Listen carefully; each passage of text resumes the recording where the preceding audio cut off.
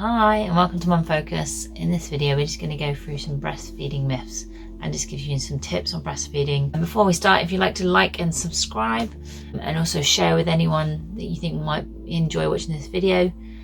Again, thanks for watching and I hope you enjoy.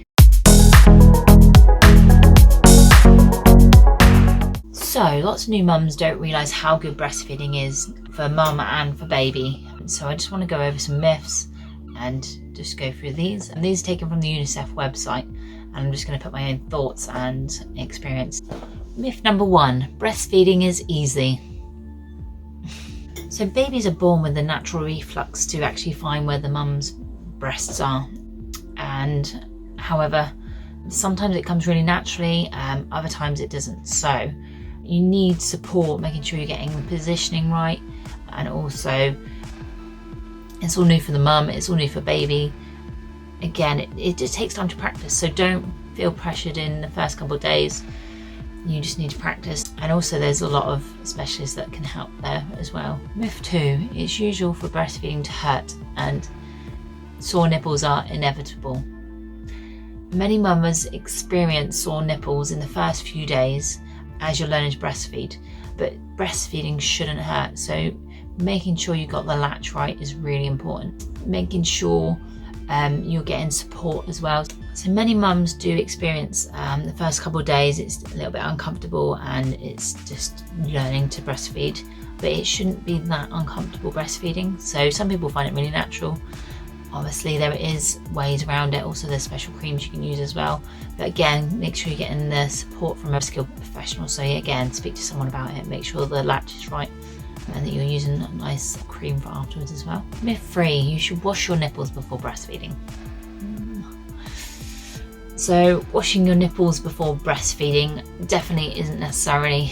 Your body naturally produces a substance that has good bacteria in already, so again, you don't have to do this. It's really good for baby to have that immune from your nipple as well. So one thing I would just say, just be careful when you're washing in the shower. Don't have to scrub your boobs with the body wash, because that might have a bit of a scent in there. But yeah, again, just a bit of water in the shower, clean yourself, but yeah, don't worry about washing your boobs before you feed your baby. Myth 4, you should separate the mother and baby so the mother can get some good rest. So doctors and nurses and midwives do encourage the practice of skin to skin straight after birth. It's really important for them to get that skin to skin contact so they can sense your smell, and also they get close to your bosom, and then you can practice breastfeeding within like that first hour. Like the first time I had a cesarean, I wasn't able to hold my baby straight away, so my husband actually had skin to skin. It's just, if you can't do it, either a partner or another member of the family can do that skin to skin so they can get that contact, which is really important. And then as soon as you can, get them on and try and get that breastfeeding established. Myth number 5, you should only eat plain food by breastfeeding. Like everyone else, mothers need to have a balanced diet and just generally like food, healthy food. There's no need to change food all through your pregnancy. The baby was tasting the same food that you were, so there shouldn't be any reason why that would happen. If for any reason there is a reaction, you should consult a specialist, either a doctor or someone. Myth number 6, exercise will affect your breast milk. Exercise is healthy and for breastfeeding mothers as well, so there's no evidence that it shows that exercise affects the taste of the breast milk. Myth number 7, you won't be able to breastfeed if you don't start straight away. It is easy for you to start breastfeeding within that first hour because baby has that natural reaction, but if for any reason you can't, don't worry about it. As soon as you can, just get that breast close to the baby and they will start getting used to it. Me personally, I couldn't hold my baby for 24 hours because I had to have some treatment after a cesarean. So I actually expressed and my husband had to syringe feed my baby, which was actually quite horrible because I wasn't able to hold them for 24 hours. But again, my milk supply, I kept expressing my milk and that kept my milk supply up. So again, I had help doing that as well in the hospital. So the support from specialist people in the hospital, they will go through things like that with you if anything like that does happen. So again, just get that frequent skin to skin. Again, my husband did step in and have skin to skin and look after the baby. Myth number 8, you can never use formula if you want to breastfeed. So mothers may decide that they need to give their baby formula while continuing to breastfeed, and it's important to seek unbiased information on formula and the products placing breast milk. But again, just keep your milk productivity going. And again, for me personally, I had to use a little bit of formula when I couldn't hold my baby, like I said before. So again, it's my milk supply didn't dry up. I was able to give the baby what they needed until I was able to can carry on breastfeeding. Myth 9, many mothers can't produce enough milk. Almost most mothers have the right amount of milk, and when you're feeding your baby will demand a certain amount of food. So they have the milk and then they sort of make it as frequent as they need to feed.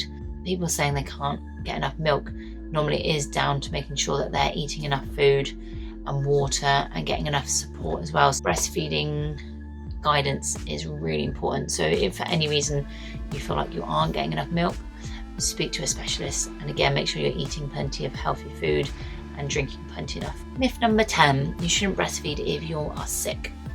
So I've been ill plenty of times and I've been on antibiotics and things like that, and I've still been able to breastfeed.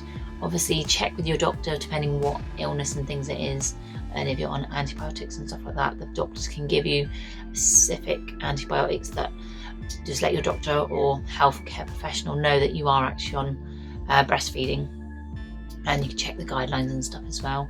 But again, yeah, your child won't be affected by it, and also it actually helps them develop a better immune system as well if they get a little bit of it. So again, it won't affect your child through being ill.